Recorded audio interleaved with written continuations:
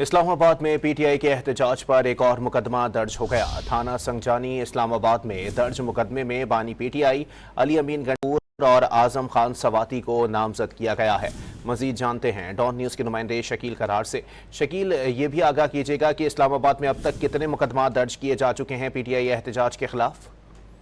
देखिए, अब तक मजमूई तौर पर जो मुकदमात की तफसीलात हैं वो 12 आई हैं और 12 में से 11 मुकदमात की एफआईआर जो है वो सामने आ चुकी हैं। और अभी जो मुकदमा सामने आया है, जिसकी एफआईआर सामने आई है, वो थाना संजानी का है, जिसमें बानी पीटीआई समेत अली अमीन गंडापुर, आजम सवाती और उसके अलावा 2500 कारकुनों के खिलाफ ये मुकदमा दर्ज हुआ है इस दहशतगर्दी की दफात और दीगर संगीन दफात के तहत। और उसमें ये बताया गया कि अली अमीन और बानी पीटीआई के उकसाने पर, उनकी इमा पर जो है प्लानिंग के तहत जो मुजारिन है उन्होंने तोड़ फोड़ की और पुलिस ने जो है मुख्तलिफ सामान छीना और पथराव किया और उन पर हमला हो गया। बहुत शुक्रिया शकील।